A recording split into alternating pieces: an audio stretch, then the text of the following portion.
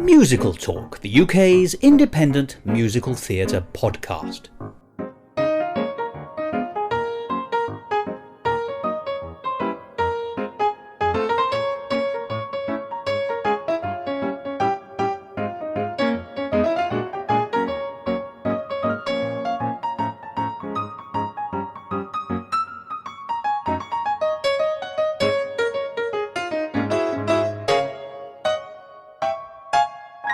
Hello and welcome to another edition of Musical Talk. I'm Fosse Ribbits, and if I was ever looking for a critical rebuff in song, then the film Sweet Charity is the one I'd turn to. There's got to be something better than Thos.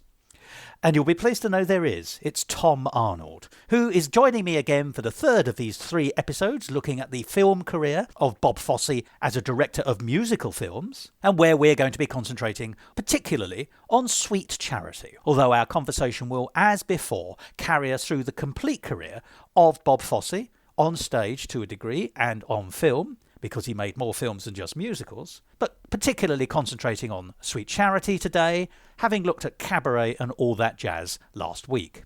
Now, Sweet Charity, full title, Sweet Charity, The Adventures of a Girl Who Wanted to Be Loved, is a film from 1969, and it's based on the stage musical of 1966. Which in turn, by the way, is based on a Fellini film called The Knights of Cabiria, which won an Academy Award in 1957. And the interesting thing, I think, about Sweet Charity as a film, that of the Bob Fosse directed musicals, it's the one that stays closest to its source material. As Tom Arnold very wisely observed, it's the closest we'll ever get to seeing a pro-shot recording of that 1966 production. But it does differ from the stage version. Some songs have been dropped, and 2 new songs were written. My Personal Property, which opens the film, and It's a Nice Face, which is a significant and seminal moment in a lift. And for my money, it's the film that features what I might call the most extreme of the Bob Fosse choreography that you can see on film.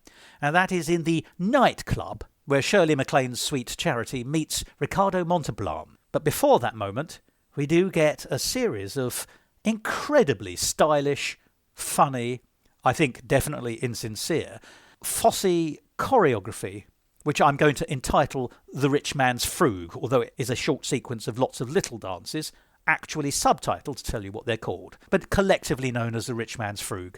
And so it is a terribly entertaining film for all manner of reasons, even though it also retains the weaknesses of Sweet Charity in terms of its narrative structure, which is essentially, what is the film doing before Charity meets Oscar? Or in other words, again, isn't Act 1 mostly just filling? However, I'm getting ahead of myself, as so often. So let's actually get on to the bread and butter of today and listen to the last part of the 3-part in-depth analysis of Bob Fosse's direction of musical films in the company of the always excellent Tom Arnold. Musical Talk.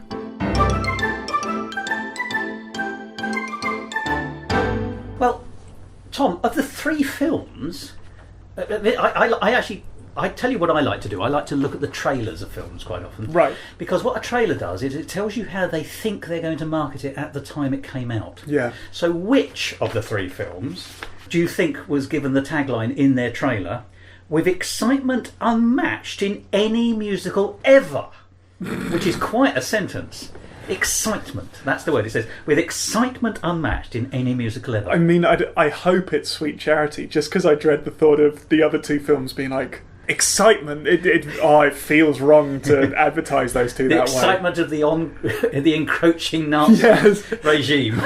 or just your own mortality, in the case of all that. Oh, indeed. Yeah, I mean...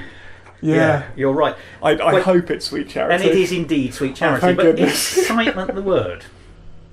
I can totally see that, in the sense that it is giving you what musical theatre and musical comedy is primarily there to do, which is entertainment and spectacle. Oh yes, all right. I'll accept that, absolutely. Yeah, and I think, we said this at the beginning, I like Sweet Charity the best of the 3 of them in terms of enjoyment, because it's the easiest to enjoy. The other 2 are better films, they're better directed, they're better. But they're not necessarily more enjoyable. So, as I say, my ranking at the moment is Sweet Charity for fun, all that jazz for engagement, and Cabaret as a nice note to go to bed. Because it's an important film. Yes. But, you know, I didn't enjoy it or appreciate it as much as the other two. And I might on a second viewing. But, of course, those two are later flowerings, aren't they? We were talking about Bob Fosse learning his directorial craft, and I've seen it said, and I agree with it, that Sweet Charity is a bit of a mess, and yet highly entertaining and engaging. So in a way, it's worth spending a bit of time looking at that, because actually that might help us see what Fosse's learning to do and how he's learning to do it. It's interesting that you said that you thought Big Spender wasn't done quite as well as you thought it was going to be. Well, it's amazing choreo, and it's not shot to excite in the visual sense. Yeah. It's not. I don't think he's. And again, I don't think that's necessarily criticism, because I don't think he's interested in turning it into a cinematic spectacle in that way. I think, as with so much of it, he is putting the stage show on film, and it's the closest we'll get to a pro shot of that original production of it. And I mean, that song in particular, because it is also in a stage environment with an audience, it feels very stagey. Mine Hair is an interesting comparison point for me, because again, it's in a stage room with a very stereotypical Fosse number, yet he gets on stage with a handheld camera in Cabaret. It's almost like in part we're meant to see it from Sally Bowles' Subject, that we're getting the excitement of being on that stage and the audience looking back at her. Whereas, not that would necessarily be appropriate for Big Spender, but Big Spender, he's got the device of the bar. It's a very stage visual. It's much like the old earlier movies where we almost shot dance sequences all on one plane. Yeah. That of an audience watching a stage show. It feels like it's doing a very similar thing to me. I don't know if the DVD or the copy you watched had. You may not watch it on DVD, I now realise, but there's an extra on the DVD that I was watching, which is just about 10-15 minutes of Bob Fosse filming Sweet Charity. Right. It's a kind of, filler featurette. Yeah. And it's interesting because they have him on his camera dolly lining up Big Spender for filming. Oh no, you're about to tell me I'm completely wrong then. Well, I'm not going to say you're completely wrong, but actually he's worrying very firmly about where the eye goes. So he's looking at it from a cinematic point of view. He's not staging it from a cinematic point of view. So he's looking at it from an editor's hat rather than a choreographer or a staging hat. So I think I agree with you. I think he is trying to emulate as far as is possible the stage version, whilst making obvious nods to make it more cinematic.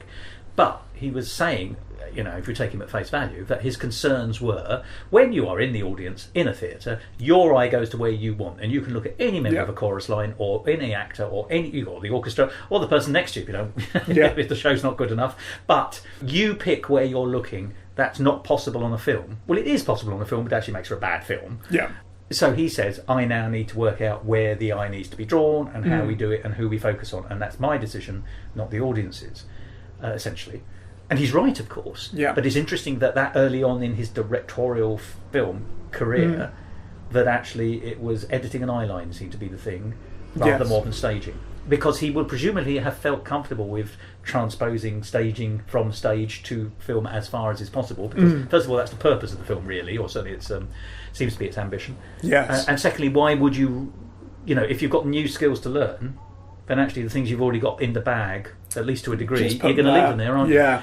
Because we are talking up here about him advancing as a director. But if we could spend a little bit of time on Sweet Charity, I'd be grateful, because I think it might be instructive to illustrate the points we've already made. And also, I do want to get to the essence of this sort of Fosse look in choreography, but as we've established, it also leaks into parts of his directing. One of the frames I found really interesting in Sweet Charity, it's just after Rich Man's Frug, and they're sat in the club there, and they're having their conversation at the table, and all the extras, instead of I think anybody else would have shot that with, and the club's carrying on behind them, everybody else is frozen. Yes, and you've mentioned that is a conceit he uses later, and it's something that comes up. So when we see they drive past the man who's been beaten lying on the floor in Cabaret, and the people stood around him, they're all frozen, which is a very unearthly sort of device. Makes it more shocking. Yeah, more powerful. Much more shocking. But also that's such a theatrical device.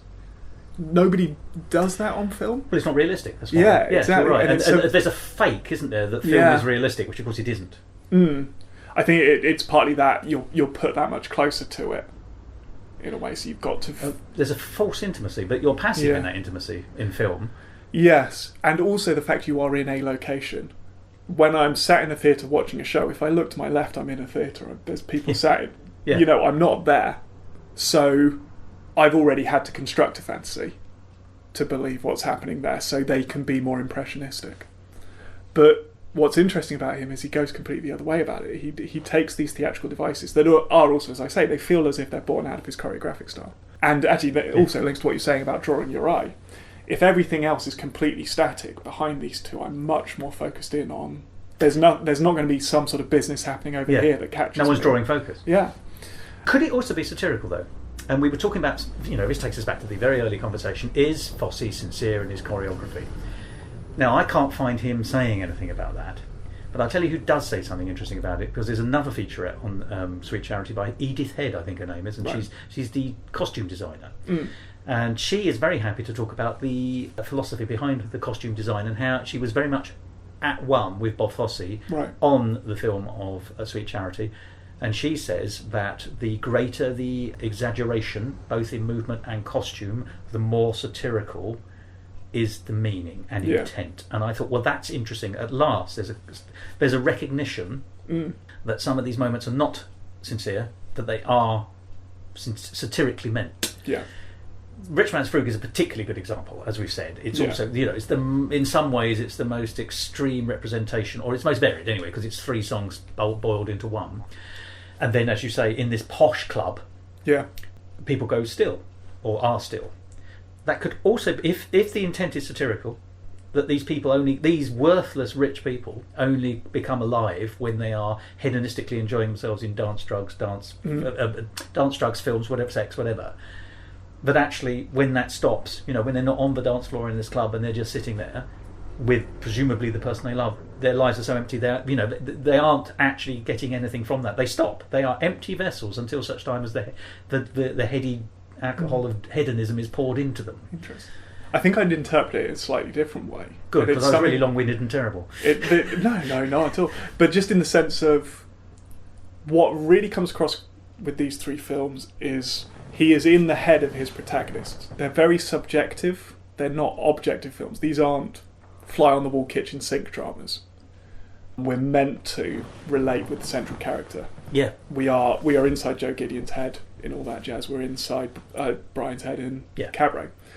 And I think devices like that in Sweet Charity are just, we're seeing the world through Charity's eyes. She's been brought into this club that is wild and extreme. She has that, one of the things I love about the film is it has those perfect musical comedy one-liners in the dialogue. Yes. And the joke about, wow, everybody here is famous. The only person here I haven't heard of is me. Yeah. It's just... That's Neil Simon all over, isn't it? Yeah. It's just so witty. But that sense of... So she walks into the club and then we immediately see Rich Man's Frug, because we see the representation of all this insanity. And then... So she starts having the conversation with the man she's there with. So the rest of the world ceases. It's all about... It's all about where her eyes are at that point and what... I think that's fair, yes. It's a whole film presented from her point of view. Except there are points in the film where things happen which she can't possibly be aware. So, for example, later on, when I Love to Cry at Weddings, the Chita Rivera character, who's one of her best friends in this, seems to be making a play for Oscar. Yeah. Now, it's not absolutely clear whether she's trying to work out whether he's sincere for charity's sake, or whether she sees an opportunity of getting a slice of that action that everyone wants in that club, which is to find a stable man and get out. Yes. So is she acting selfishly, or is it also just jealousy that she hasn't got what she wants, and let's, we can knock Charity down the stairs? How good are her friends? And I can't answer that from that scene. I just know that there's enough ambiguity there to make it slightly awkward. I felt, I read it as it happened, but her friend was doing her down. But there's no way Charity could know that. It was not. Charity wasn't in that scene. It's not a perfect interpretation. No, of course. The most glaring example being, is she in hospital? When he sings Sweet Charity later, doesn't he? And he's not with her at that point. Oh, that's true. We do see in his flat. Oh, that's also in the alternative ending. Yes. But that still could be... It's her point of view, it's what she's imagining it. Yes, quite. you're absolutely right. He faints, and it's such a shame that they take out. It's the one major change I clocked from the stage show to the film, is the change in song in the elevator. It's a Nice Face is the song you get now, and it's not as good. No, the face is fine. I'm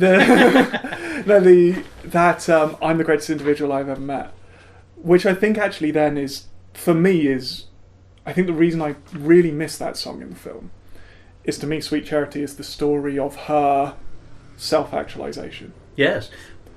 The I Want song of Sweet Charity, and this is what's so confusing about it structurally, the I Want song is there's got to be something better than this, and it doesn't happen until near the end of Act 1. It's not even her song. No, and it's a trio, isn't it? Yeah, but I don't even mean... Well, give me your thesis and then I'll tell you how that song operates. Yeah, it's a show about her self-actualization, and the song I'm the greatest individual I've ever met surely is integral to that. She's going through life thinking, I need to find a guy, I need to find a guy, I need to find a guy. And the finale of the show is her turning this man away because she realises, as much as she likes him, he's not right for her.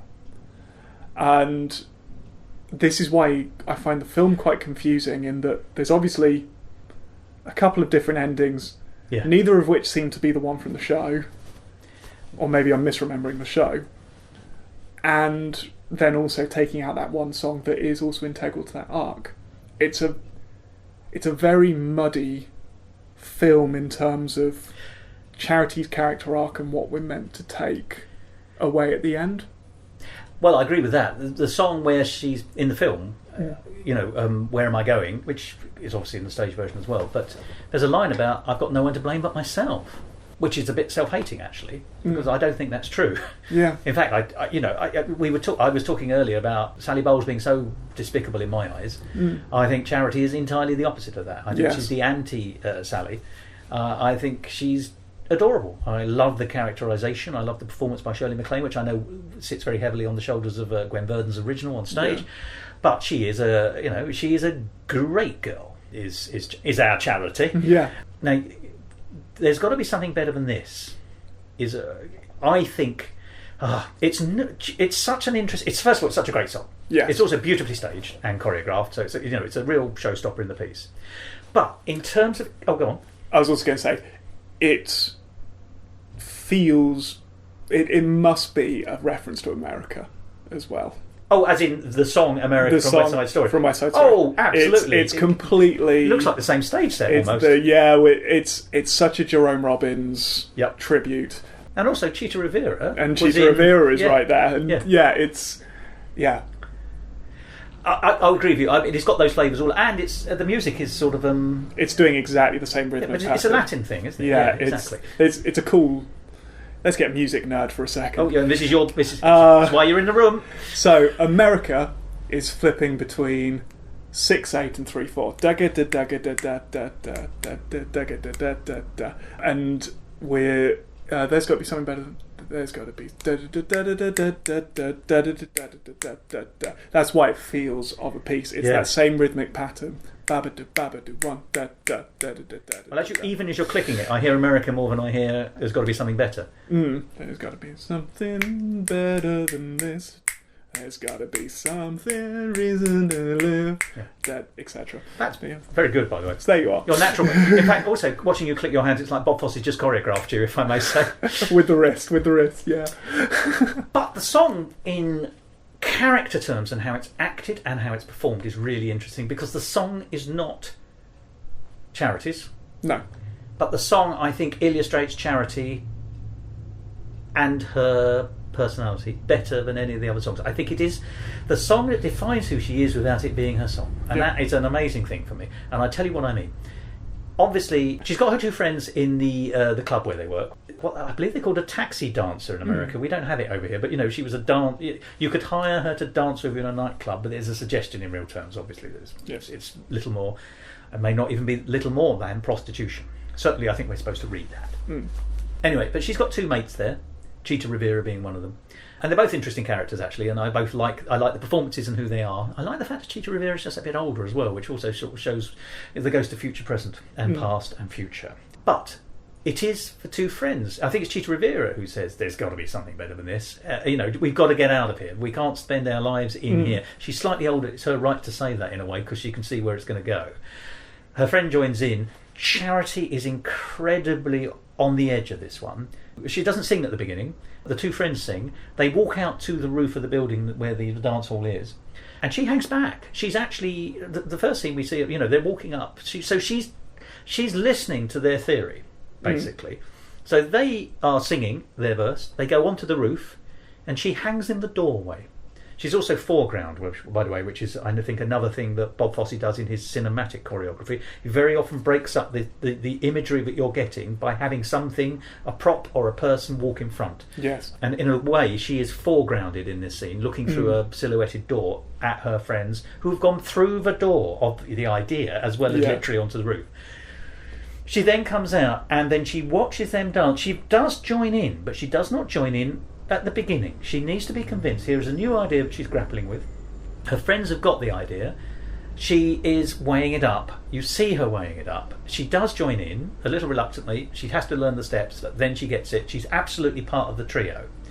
And then their differing approaches to who they are and what they want from this, and whether or not they're sincere or not, suddenly become apparent. Because her two friends... I'm going to call it the middle eight, but the bit where they sing a slightly different melodic line about what they're going to do in their future lives. One's going to be a receptionist in a big company.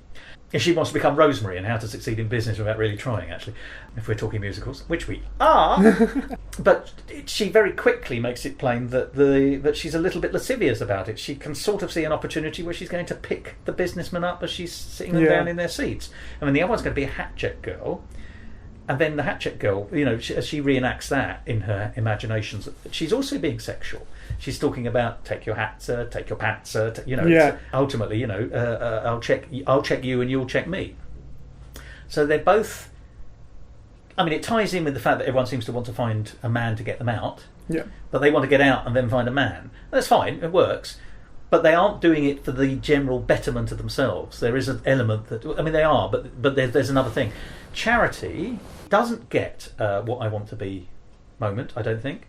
But what happens is at the end of the song, the two friends go, that was a lovely little fantasy. Let's get back to dancing downstairs. Yeah. It is Charity who is the They are pessimists because they have an idea and they say, no, can't do it.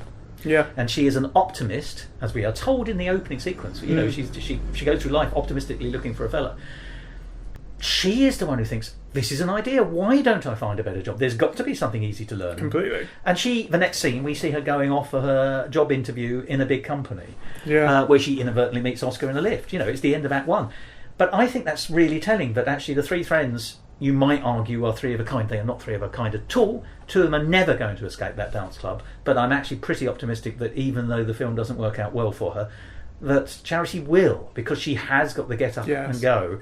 And that song encapsulates it. And it encapsulates it through performance. Yeah. Less choreography, actually. It's an acting piece. Sorry. No, absolutely. It's a beautiful song.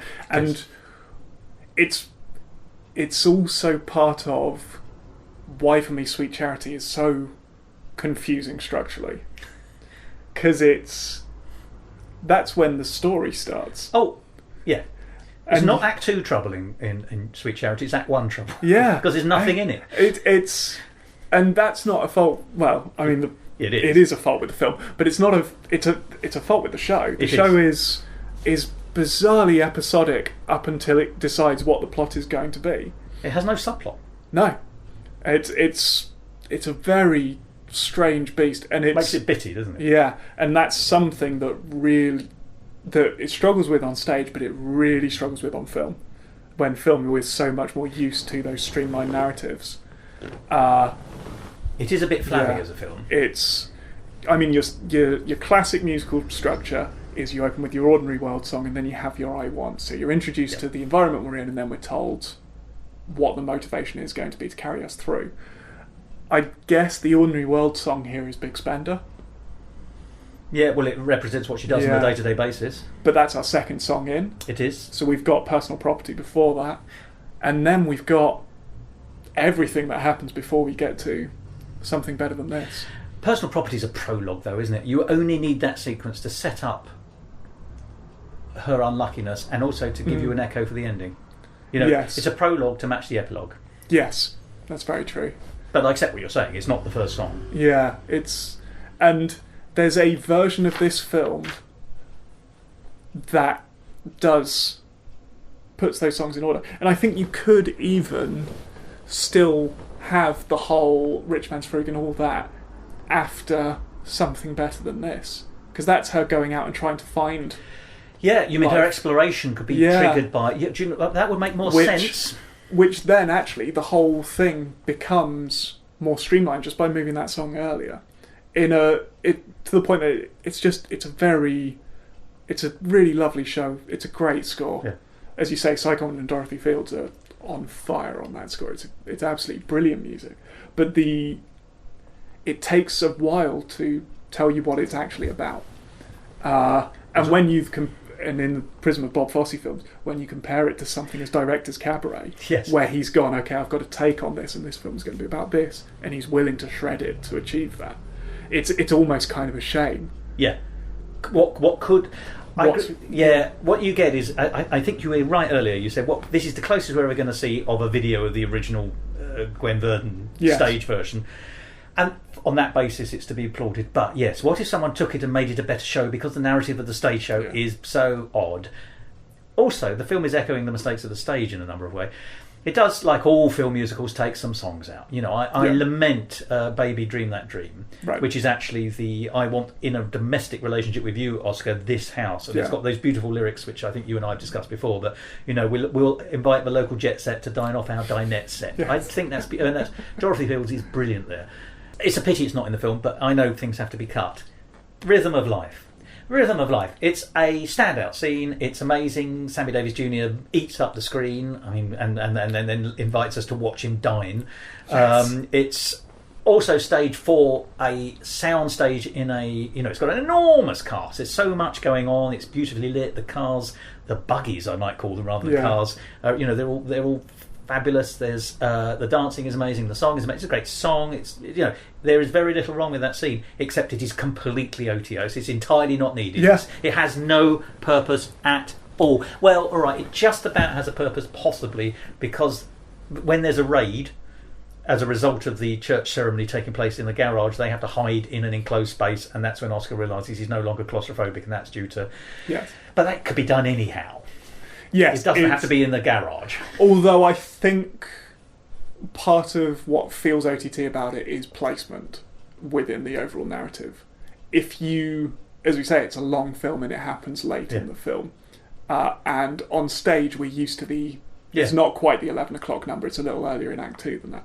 But we're used to that moment. In Sweet Charity, it's I Like to Cry at Weddings, which is... a less good song, and ultimately narratively superfluous. Yeah. It's and I think if you had Rhythm of Life earlier, it would be fine. It's just the fact that the film is 2.5 hours long, and that happens at 2 hours 10. Yeah. Do you need it? Yeah. But it's on its own, it's a brilliant sequence. It's a showstopper. It's also probably, I know you say it's sort of as many people as we can fit on a soundstage as possible, but as you identified earlier, Fosse's going in for his Busby Berkeley camera work. It's potentially the most cinematic that the musical numbers get in this film. There's a lot of quick cuts. There's the close-ups, them in the concrete tubes. There's a lot of stuff like that in that sequence where he's really playing. Yeah, he's sort of messing about with the camera work and the editing. Well, let's talk about that one. I'd like to talk about a couple of the scenes in some detail, and I think that's one that will actually bear it. So I'm just going to read from my notes to a degree, if that's okay. I mean, why not? I mean, it's odd. Oscar says he picked it up in the Church of the Month club. I mean, it's a throwaway. It's a nonsense. It has no. There's no such thing. It's lovely, absurdist nonsense, but it has, it is shoehorned into the narrative. But it's an enormous set, it says, in a garage. And here's a lyric. Suddenly a voice said, "Go forth, Daddy. Spread the picture on a wider screen." Which, of course, is self-referential. Now, that lyric was written for the stage. Yes. I don't know if it's been tweaked for the film. But of course, it's a widescreen film, so that is quite self-referential. This takes us back to Fosse in send-up mode, and I think this is a send-up. There's nothing sincere about this. I mean, the idea it was a jazz group that's become a religion. Yes, it has a following, and then he opens. It says here that these are just notes I took at the time. Sammy Davis opens the door of the garage to let his congregation in, i.e., the very hippie-esque jazz fans who follow. He sort of clicks his fingers or just makes a gesture and the door opens. It's Moses. It's the parting of the Red Sea. So there's religious iconography here, which is fine because that's what the song is pretending to be about. There's going to be more of that in a minute because he's going to pretend to be Jesus, and I want to talk about that. But that's quite strong for the 60s, even then, even in the counter culture. There's a thing I've noticed in Fosse choreography. You think that when there's a group number, Fosse is making them all dance the same. But he isn't. He's making parts of them dance the same, and he makes most of them dance with a little difference. It's like everyone in the group is allowed to be individual in a group. So it's not a complete gestalt entity. It's actually a collection. It's a cohort, but everyone's allowed to be individual. And you see it in Big Spender as well. They click different fingers or they move different things. Here it's the same. They're not synchronised. Everyone is allowed to dance freely in or on the beat. You can see they're dancing the same steps, as it were, in a general sense, but when you look at them specifically, they're not. I was going to say, that ties back to a general theatrical device that's common in musical theatre, translates to this film and doesn't translate to the other ones. It's just investment in your ensemble. The opening scene of Sweet Charity has all those great one-liners that all the crowd have when they gather on the riverbank. When she's drowning. Yeah, when she's drowning. And when you see the stage show, it's all these characters that you don't need to know their names and that kind of thing. They all have that funny little joke. They're sort of one-liner they say. They do that in the film, but it feels really strange to suddenly get a close-up of an extra. You're right, it does. Even a speaking extra. Yeah, yes, you're right. In the film medium, that feels really unusual. That we see a close-up of somebody we've not seen before and we won't see again for the rest of the film, and they say a line. It's really unusual. But that specificity of the background characters is really interesting.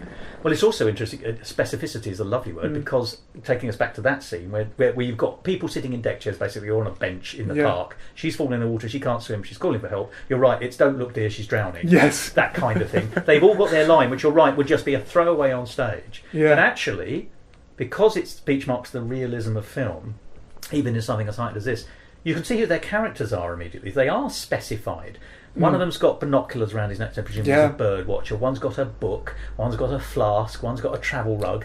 Actually, just little things like that. You can suddenly see that someone's had to say, right, I want the backstory of your one-line character, please. Oh, what would they wear? It's the Amdram stereotype of what's my intention for this? It's very that, isn't it? What's my motivation here? Yeah, there's actually something with all that as well. Is it across these whole films he's playing against realism often, or he's using realism, and he's very deliberate. Subverting it, I would argue. Yeah, which is, there's also an element I found watching these three films this week. There's something very refreshing about that compared to the musical film adaptations we get now in the post-Tom Hooper Les Mis world. That are like that when this is a serious drama and they happen to sing in it. And you end up with films like the new Dear Evan Hansen, bless them, where you have the most epic, massive Pasek and Paul songs, and they're trying to shoot it like, well, going back to Oscar bait type movies, and there's a disconnect there. Fosse totally accepts he's in the realm of fantasy here. Yeah, and musical comedy. It's not afraid to be funny. Yeah. And funny in that specific way musical comedy is. I can't put a finger on it, but it's about the one-liners of the script and that kind of thing. And he really leans in and uses it across all three films. I agree, but in some senses, as I say, oddly, when it takes me back to what I was saying earlier, this still feels, as choreographer, this is the most Fosse-esque film. Yes. As director, it is not, and I think that might be the distinction to be made. But going back to the Rhythm of Life, there's another thing that he does, and you see it here, is that once he's got his group of people, whoever they are in whichever scene when he's choreographing, they're all doing the same thing generally, but with small individual differences. There's also someone, at least one person, who breaks ranks. There's someone who will dance around them, but is not part of the chorus or the Gestalt entity. In this case, it's Daddy, who is the... I can't believe I'm calling him that, but that is what they call him. This is... That's what the kids call him. Yeah, I mean, obviously, it does have that other problem, which is all the young hippies who should be about 18 are also 28, clearly, Yes. or 30. But yeah, Sammy Davis Jr. and he's kind of 3 hippie elders hang around him, and they're sort of licensed to do slightly different things. You see that a lot. There's a foreground image, so you get people looking at you directly as well from the crowd. So there's breaking the fourth wall things. There's images in front. There's a woman enters the garage backwards as we see the congregation arrive. One woman walks in backwards, so we're back to that backwards choreography, but you also see. Then there's a sequence where we close up on Daddy singing on the front of a car, surrounded by his elders and a few sort of his apostles, if you want, for a better phrase. And everyone is absolutely still, which you identify very early on as a Fosse thing, but clicking. So we've got the hand movement, and clicking is important. It's percussive. We get a lot of percussive sound. I mean, there's tambourines in this, and we see the tambourines at the start, but very often there's a sound effect which is percussive, often used to underline comedy or a move. You know, it's like a boink if someone hits a bottom, you know, or something like that. So and Daddy is rolling in on what I'm going to call a trolley. So he does the Busby Berkeley thing. So you've got your 42nd Street Busby Berkeley choreography. And then Daddy has his back to us whilst clicking a tambourine, and every now he looks back. There's a lot of this kind of, I'm going to look away, I'm walking away from you, the audience, the cinema audience in this case, but I'm going to look back at you every now and then. So you've got back acting again, so it wasn't just the woman who walked in. And then we got this lovely moment, this is the bit I'm talking about, the Jesus moment, where he's sitting on the front of the car, he's singing with his arms out, he's on the cross. Yeah. There's double meaning here, because certainly it's not remembered so much now, but Sammy Davis converted to Judaism. Right, yeah. So there's this extra level of parody. I was going to say the word satire, so yes, I agree with you. I mean, it's interesting, isn't it? And that would be quite brave, particularly Christian satire. It would have been a brave thing. I mean, let's lay this flat on the line. It's the late 60s, and you've got a black man who's famously Jewish satirising the imagery and the iconography of Jesus Christ. Yes. Quite strong stuff, I think. Certainly through the prism of hippieism as well. Absolutely. Like it's quite edgy in a strange way. I mean, strangely, it reminds me of that terrible song from Hair, which is it's also a brilliant song. It's a terrible, brilliant song, as most of the songs from Hair are. I.e., they're great melodies and terrible lyrics, but it's Manchester, England, where, as I've said so often before, Claude rhymes Claude with God, but he very clearly believes in God. I believe in God, and God believes in Claude, or as he says, I believe God believes in Clod, which is what he is. So, but not only does he sing with his arms out and does the cross thing, when he finishes his verse, he then lets his head drop, which is, of course, I mean, I went to, I was raised in the 1970s. We had Christian assemblies in school, and there was a picture of Jesus on the cross with his head down on a wall in my junior school. I remember very clearly. So, this is overt symbolism. And then someone holds a tambourine above his head to give you the saint circle. Bob Fosse knows what he's doing here. So it says strong Busby Berkeley imagery, aerial shots moving over the still moving bodies, and then below shots when someone's on a trolley, dancing poses with people in praying position but with their hands above their head. So that's also another religion. You put your hands down against your chest, looks Christian. You raise it above your head, it looks more, I'm going to use a general term, Oriental, Asian. Right. You know what I mean by that. So and dance, there's also dance movement that we might associate with Oriental dance religious ceremonies.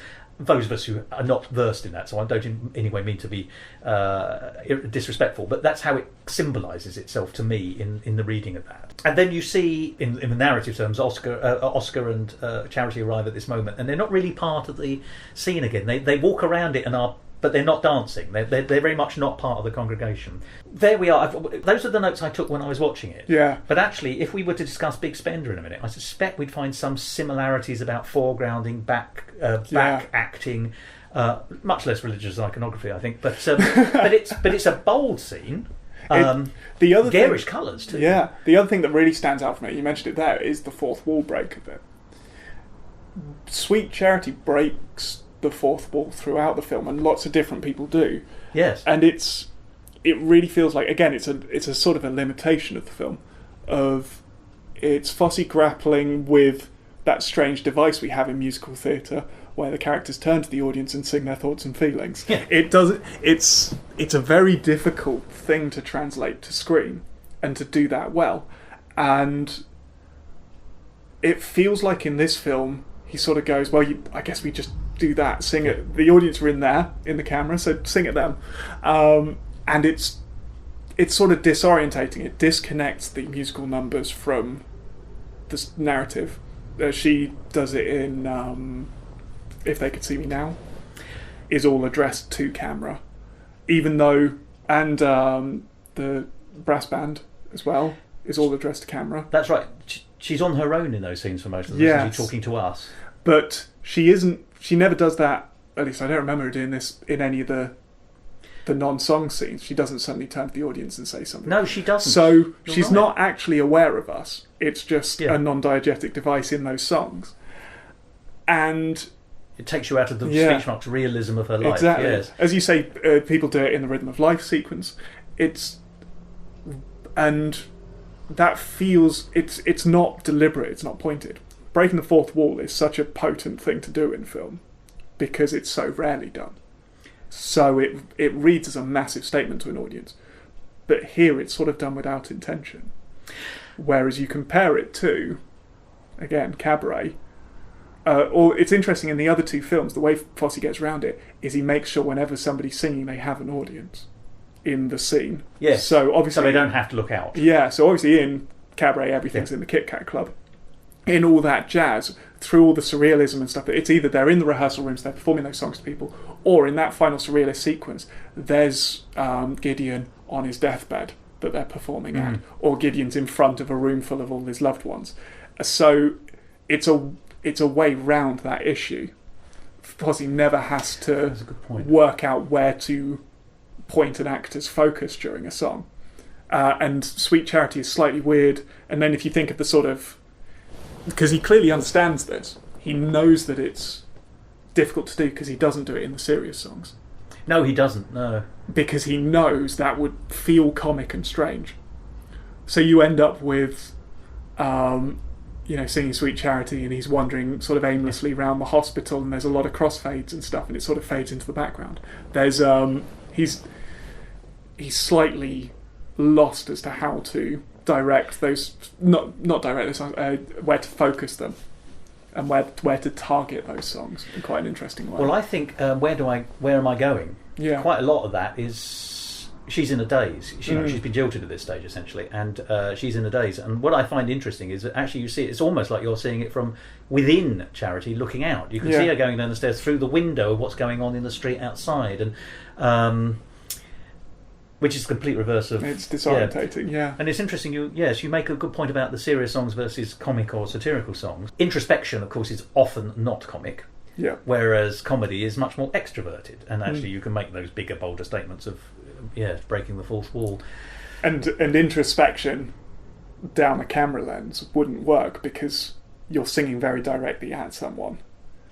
You have a conversation with somebody, and if they turn introspective, their eyes wander off. They don't maintain the focus there.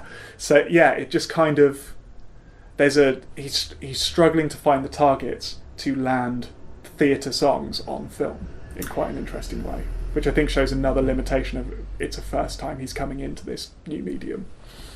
I think that's a fair point. I'd like to look at another song. In fact, should we do Big Spender? Go for it. Would that be all right? I'm going to draw one thing from I'm a Brass Band, though, by the way. Yeah. And it's a flash forward, as it were. There's a very distinctive... It's an amazing scene, I'm a Brass Band. It's on a roof of a building, and then it cuts to lots of different places, and it's got lots of cuts in it. It's an attempt to be cinematic through cuts and impossible places for one dance to take place. But it ultimately sort of settles down with the Charity character dressed as a ceremonial band at the front. It's not a majorette, but she is leading the band, and they're all male apart from her. They're what I would call American ceremonial bands as well, much more than ours are more military. This doesn't look military, it looks more like college band almost kind of thing. But anyway, she's dancing much more freeform. She does do some Fosse dancing, but the group are much more cohorty. Yeah. And they do this very specific dance because they're a block of actors. It's not a line or several lines. It's set up like a band. It's 5 abreast and 10 deep or whatever it is. They do this line where one leg is marching and the other leg is almost dead. It's like one moving leg, one stiff leg, for want of a better phrase. There's a bit in all that jazz when Gideon's in the hospital and he's walking down a corridor, I think it is, in the hospital as a patient. And he passes a patient coming away who bangs him slightly. I think oh, that's right. He's talking to the chap who's, I think, the producer's representative on the stand-up. The film he's been editing, and they're walking down the corridor two abreast, and a patient on crutches walks off in the other direction. When you look at the patient, and I could be reading far too much into this, he's got one good leg, and the other leg is bandaged from the hip to the foot, right, with just the toe joining, which is exactly the imagery of the brass band. Yeah, but it's also, I think, it's what you might call an archetypal Fosse. It's like he's made that one of the band members into a patient. I'm probably reading far too much into it, but I like that as a line through it, though. But it was such a specific thing to have happened. Why would that chap be bumped into by a... You don't need that character with the crutches at all. And we linger on him enough to see what his injuries are. And I just think, to me, it felt deliberate. But no, I like it. Let me get my notes. I won't do this for every song, but I do think Big Spender, which, as you said, is an important one. So, and of course, Big Spender is immediately percussive. Dum, dum, ba, dum, bum, bum. It's drum percussive, isn't it? So reliant on the clicks in it as well. There's this through it. There's a lot of vocalisations there. I mean, it's the type of Fosse song arrangement that he then parodies in all that jazz. Yeah, very much so. Yeah, it's very that, and then obviously Cell Block Tango is in a similar vein. Fun enough, the sibilance and the sounds and the S's, the vocalisation in some sense is all very smooth with the punctuation of the percussion. Reminds me of the song Steam Heat, funnily enough, from a totally different musical, The Pyjama Game, isn't it? Which is a Bob Fosse choreographed show. Well, there we have it. And is in the review that Anne Reinking choreographed, the Fosse review, Well, there we are then. So there's a flavour that was natural. Yeah. Well, I was right to think that. I'm sort of very clear. I didn't know Bob Fosse was involved in that one. But, Pyjama Game. Yeah. So here we are, Big Spender. As I said, it's. Once again, I'm reading my notes. It's all percussive, underlined. I must have thought that was important, and I do. It is a man enters through the dance hall door. And that's when we get the long focus. The camera goes from the back of the room. We see the door open in the distance, and then the camera goes straight through to him, which is presumably representing the eye movements of the women waiting for a dance, because he represents money, possibly more. They're doing what I would call gentle pump and grind, but the music is pump and grind, isn't it? So it's stripper music essentially. Big Spender. I mean, it's all that. It's almost impossible to sing the minute you walked in the joint, bum bum, without moving your hips. That's what I imagine. Yeah. Now I've written made up of women who look like drag queens, and what I mean by that is over made up. Right. They don't look masculine, but they look almost caricatures of too much. And funnily enough, it's interesting that Charity doesn't. Charity is, if you like, she's still she's been 8 years, we learn later. Yeah. But she's still like she's an ingenue in a room full of soubrettes. And she needs to be humanised. That's right. Yeah. And she is, yeah. So it's also, you're seeing the real her, I suppose, whereas makeup is a mask. Yeah. I mean, literally. So the man walks in at the back of shot, and the women are all waiting for someone to come in, and they're all in different angular poses. It's like they're statues. They aren't moving. They're just waiting for someone to come in, and there's a hand in the air or a cigarette. So they're all in these different angular poses. And then there's this flash zoom to the man. Sorry, it comes at this point. And then women all look up at him. As I say, so suddenly there's a sort of... it's odd. He's the predator, and yet so in some ways are the women. Because they all want him. Not sexually, they just need him. They look round. He's the moment of attention there. And there's a marvellous sense of... You see someone look round and put out her cigarette into an ashtray. They close up on the ashtray. Prop. But also, it symbolises something has started. You put out your cigarette to go off and do something else. So there's a story being told in choreography. I like all this. And then they all ask him questions. He walks through. Who's he going to pick? So they all ask him. Basically, it's a chat-up line. Do you come here often? Hello, big boy. Whatever it is. Probably better than those. I'm single. So and you see why. And then that's when so we've had quite a lot of choreography before the song. Really, we've had the music. But this is the minute they start singing. The minute you walked in the joint. Then there's a lovely bit of literal prop work where I don't pop my cork for every man I meet is sung as a tray full of beer arrives. A bottled beer with a cork.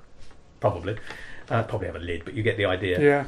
I do like Mrs. Dorothy Fields again. I like the lyric here of "Hey, big spender, spend a little time with me." You know, it's the different use of spend. Yes. It's monetary spend, but also duration.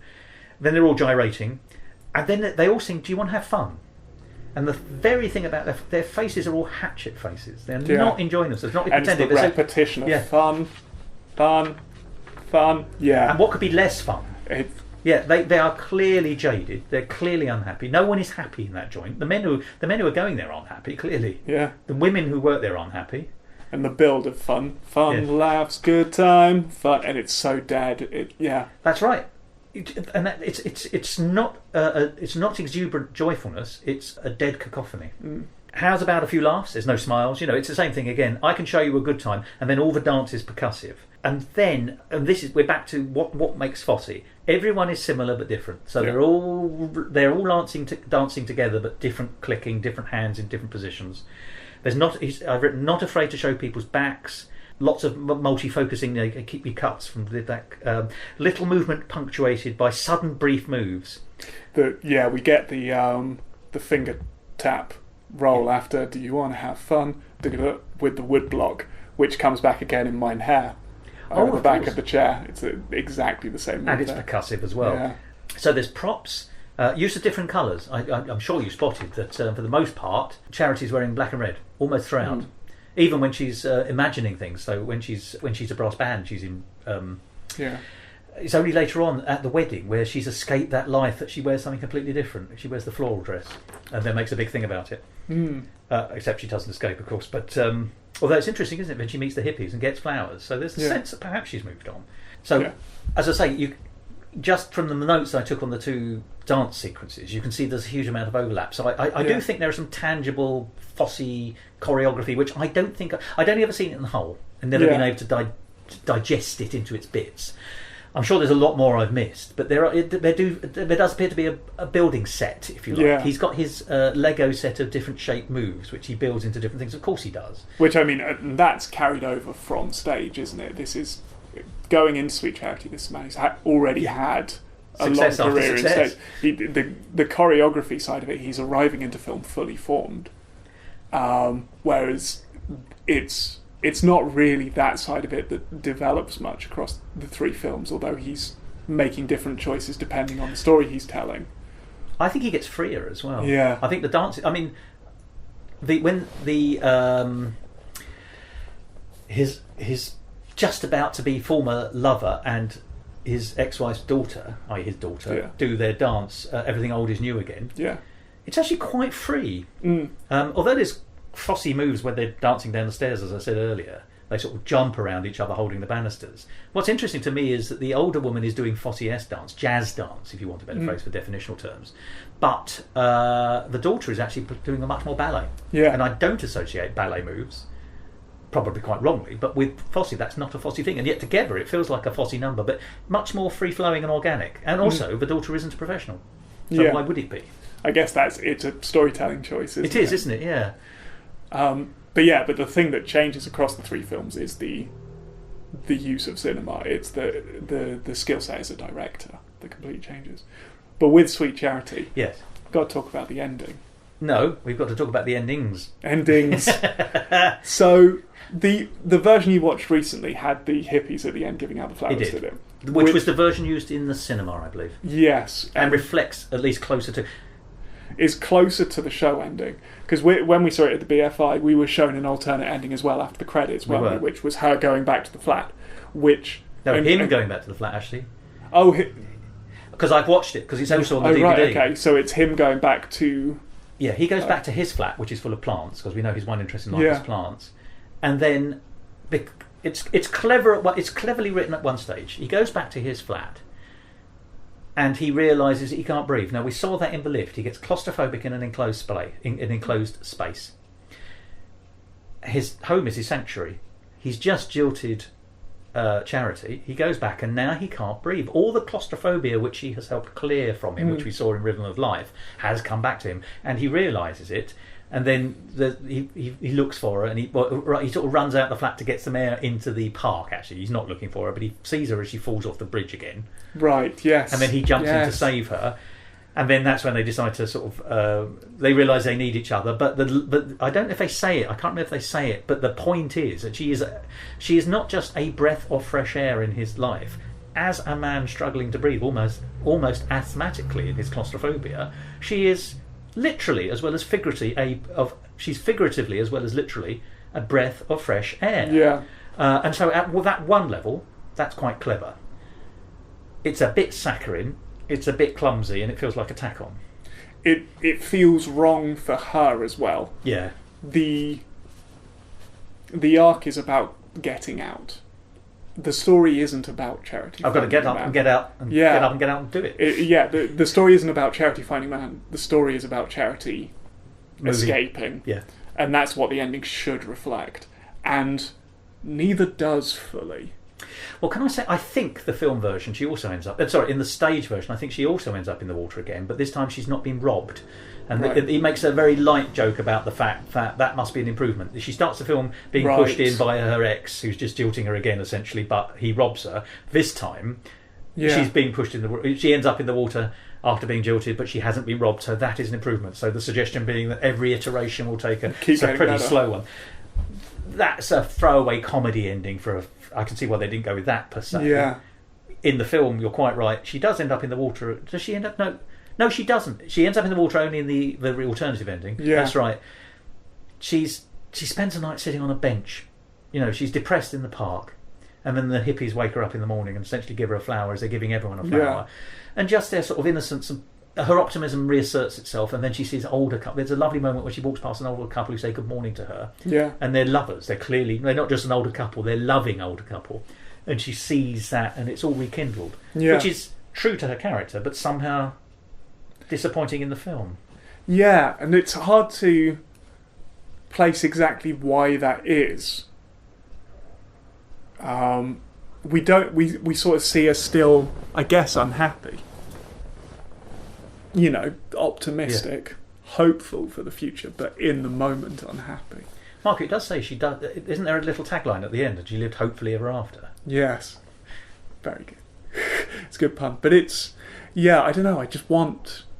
I want more for her thoughts. Well, we all do, and that is why none of these answers. So, how would you end? I've spent a bit of time thinking about this. I have an answer. I'm not sure it's good, but how would you end the film, Mr. Director? Oh, I don't know. I mean, it's. She needs to leave him and set out anew. I think we almost get the perfect ending. The issue is she sits sad about it on a park bench for a whole night. Yes. We need to see... On the other hand, she sort of has to, doesn't she? She can't just get over Oscar, who's the best bet she's had. I think if she goes, no, this isn't right, and starts and she lives hopefully ever after, as it were. I think it's the fact that we see her after that moment that has given us the self-actualization, and then we see the very real, crushing, oh no, of it. Yeah.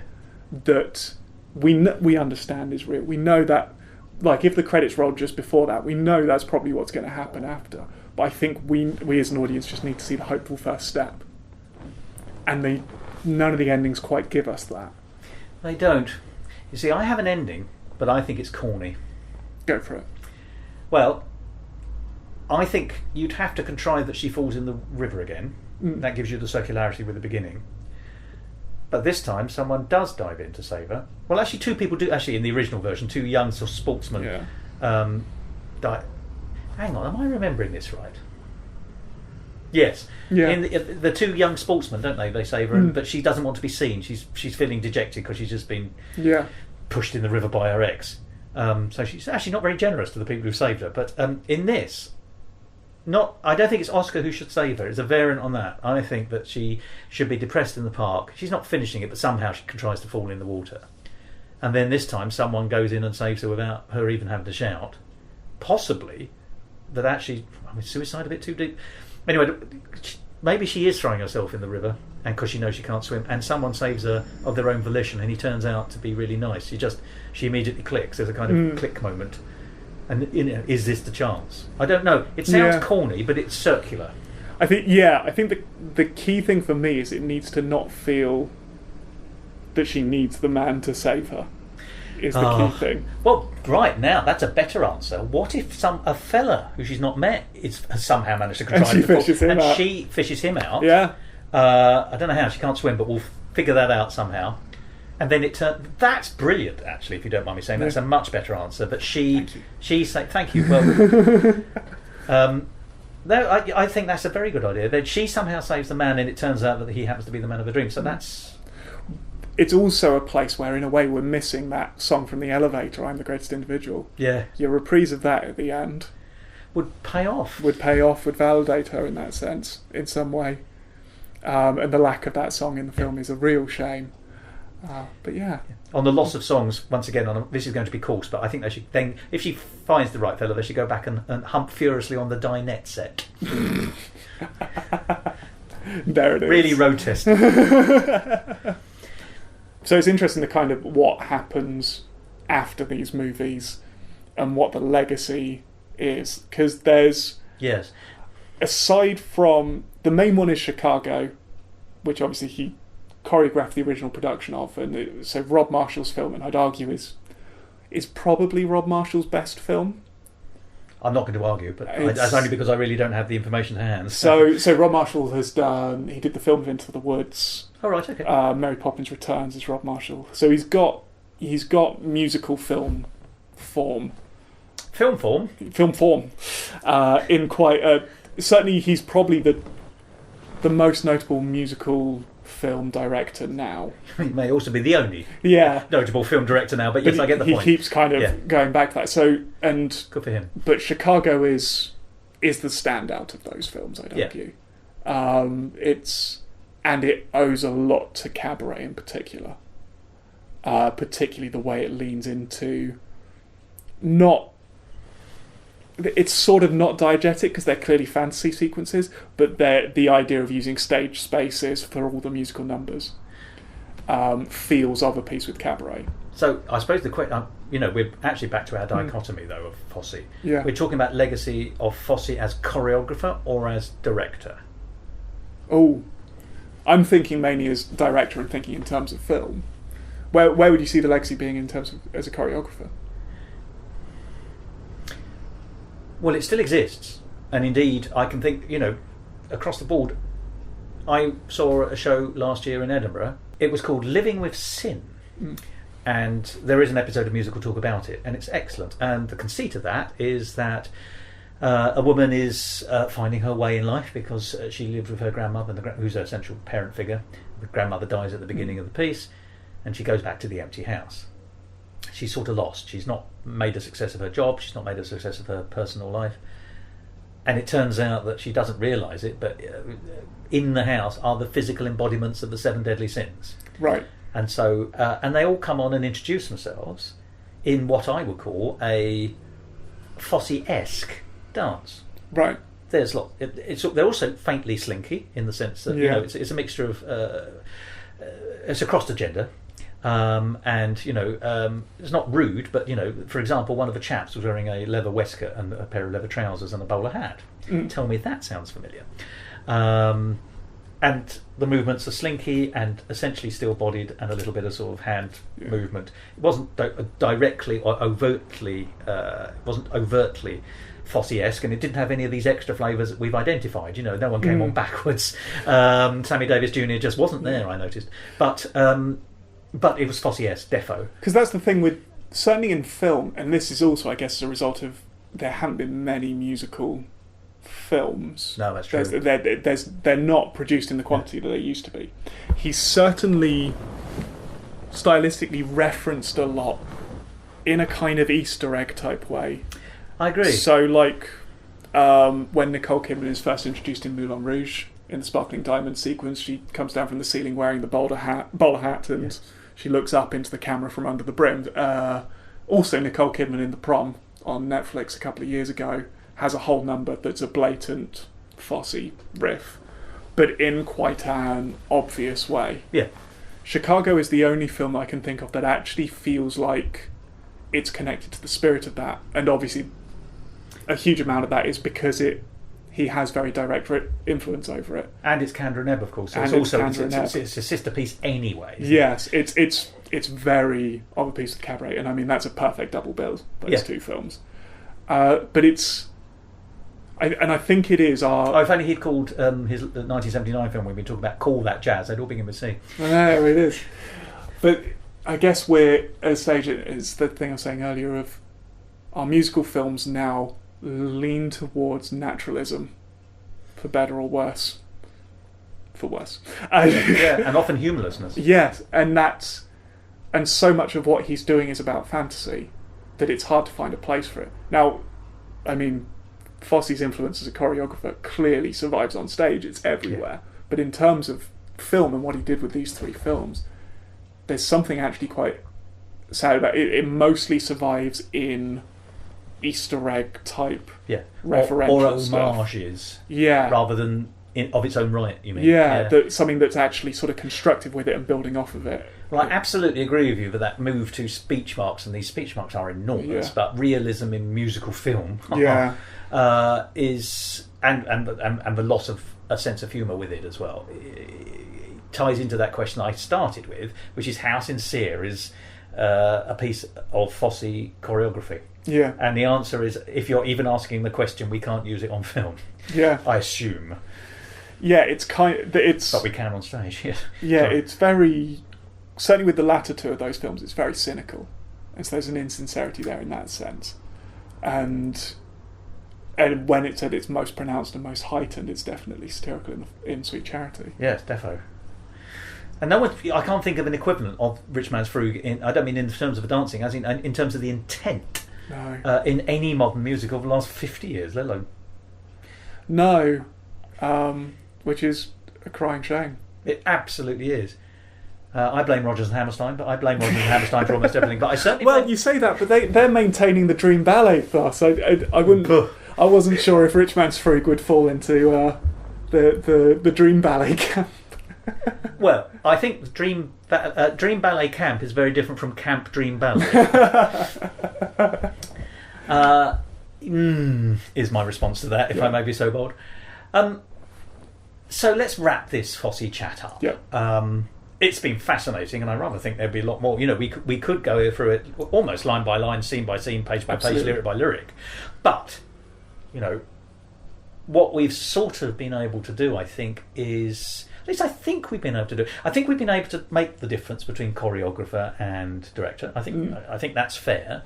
I think we've been able to analyse what makes a Fosse move beyond the obvious. It's interesting to me that hat seems to be such an important part of it, particularly for the homages that we've been talking about. That actually that seems to be the... It's an essential part of the iconography of it, isn't it? And yet, it's that arrives quite late in the day. That's Cabaret, really. It's not bowler. I don't remember there being a bowler hat of any significance in Sweet Charity. No. And also, of course... You get a topper. But I just remember that as well in Cabaret, the other iconic... Well, not iconic, but the important use of the hat of the dance sequence that turns into a militaristic sequence when they take the flowers out of the hat and roll them down to look like helmets. Oh, yes. So the prop work there, yes. And and you mentioned prop work. So we've been making those differentials. We've been working on the basis that actually he becomes sort of freer in his choreography because of his directorial skills becoming better in terms of film. So actually he has to leave behind the strictures of his own stage choreography as he learns to flex his directorial muscles. And actually which is why All That Jazz doesn't feel like... I mean, here's an interesting question, because I think I'm floundering a bit, but do you think someone who didn't know would recognise that All That Jazz was directed by the same person who directed Sweet Charity? Oh, they're worlds apart. That's what I think. Those two films. Cabaret and All That Jazz feel of a piece.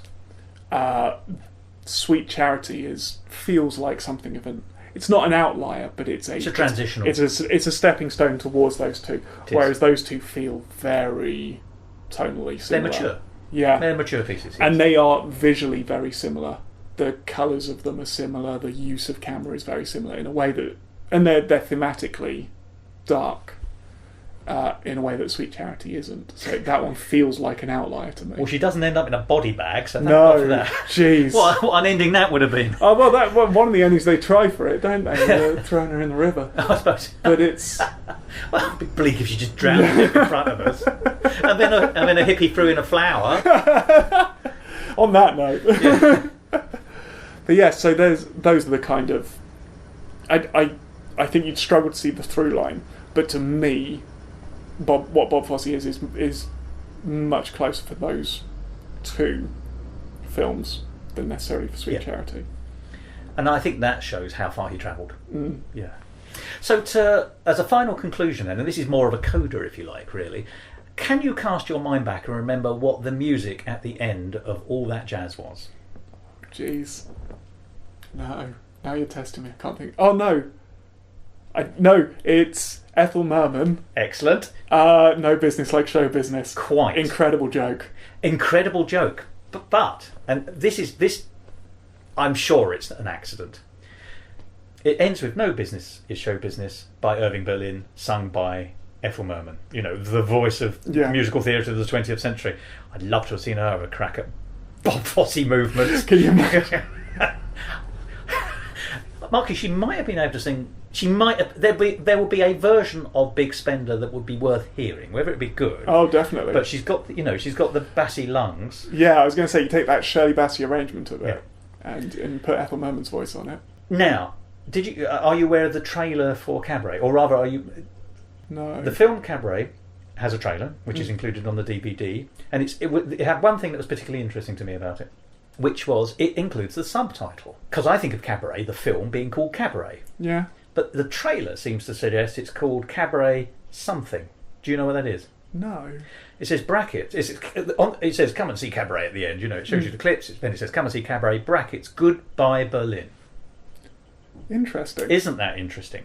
And actually, bearing in mind what we were talking about you know, on the stage version that the Kit Kat Club is Germany, and we were talking about in the film version the one word that the MC does not say at the end after he says Auf Wiedersehen, bientôt, and then ducks out before he says goodbye, is Goodbye Berlin. Yeah.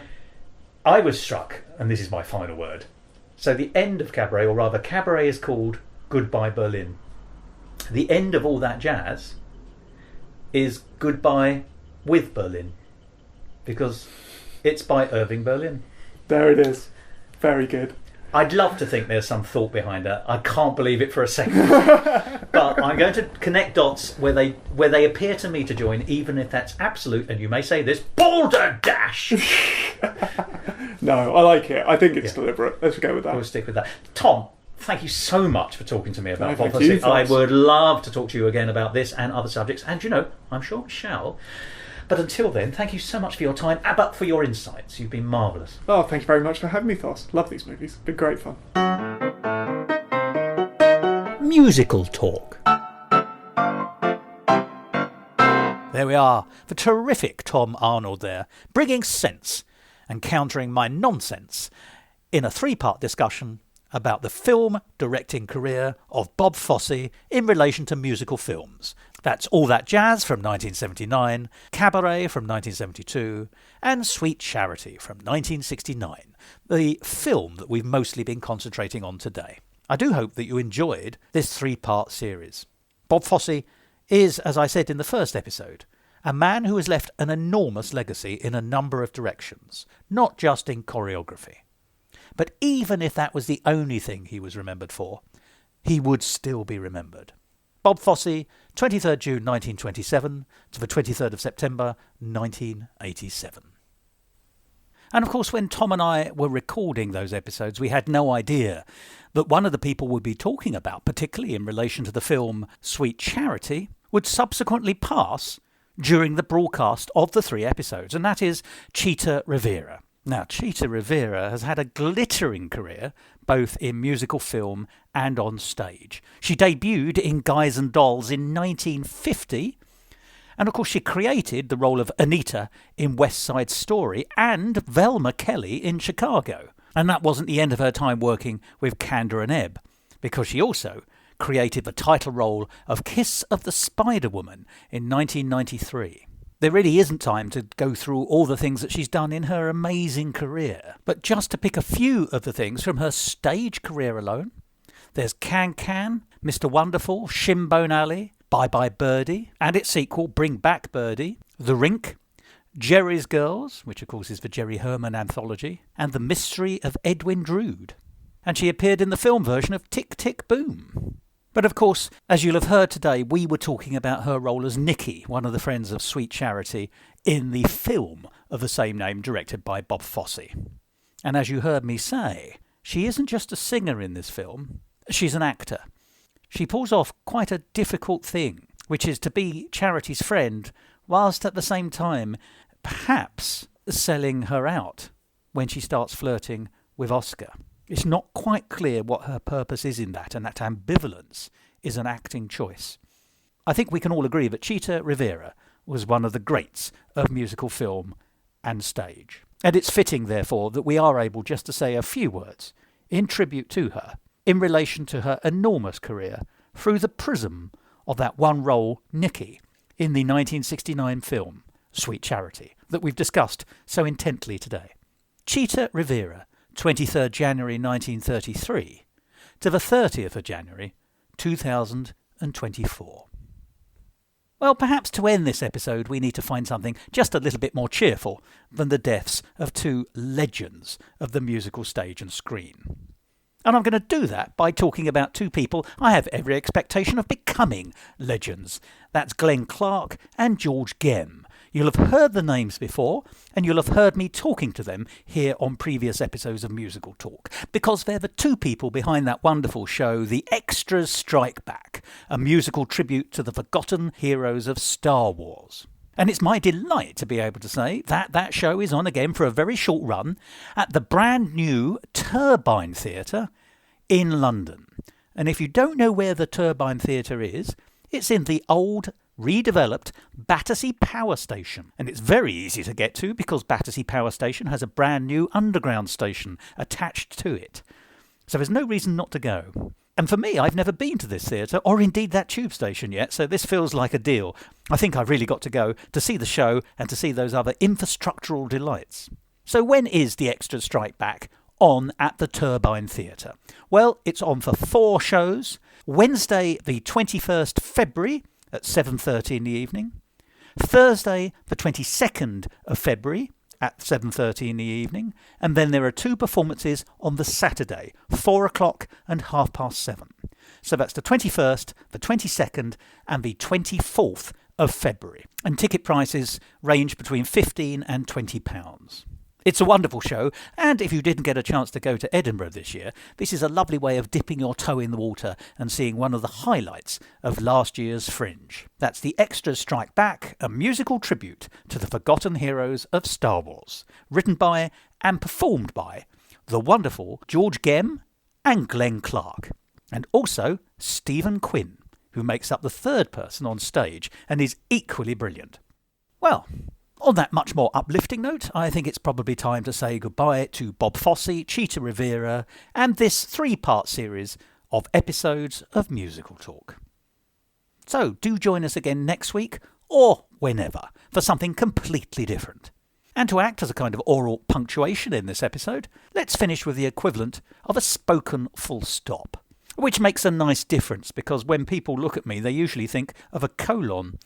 But today it's a full stop. I'm quite adamant about that, and we're going to do it in the traditional way, with one single word. You know what it is, I do too, but I'm still going to say it. Goodbye.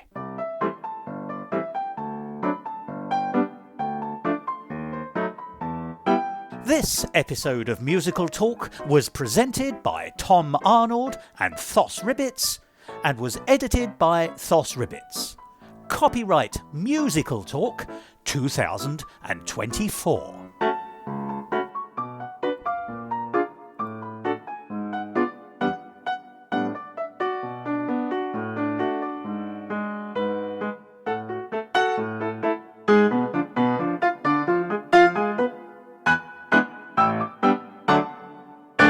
To find out more about the world of Musical Talk and listen to past episodes, go along to our website www.musicaltalk.co.uk or subscribe to us on Apple Podcasts and follow us on the usual social media networks like Facebook, Instagram and X, formerly known as Twitter. And if you want to follow me on the latter, you can, at Musical Talk Thos. What are the follow-up films that aren't his, but you can see the influences of in a way? In terms of, I mean, Chicago's the big one, isn't it? Did he not direct that? So he directed the original production. On stage? Yes. The film is Rob Marshall from, it's 2000 and something, isn't it? Oh, so it is? You're the right. film of Chicago. But the stage version, that concert version that tours all the time, was choreographed by Anne Reinking. Oh, right. Yeah. Well, should we ask the question then? Yeah. Do you want to ask it or shall I? What is his legacy, essentially? Yeah, what happens in film post this? It really feels like there's a... Sorry, I spoke over you at the beginning. Do you want to start clean? Yeah, sure. Happy with that? Absolutely. Well, that was the warm-up. Should we do the recording? Balderdash!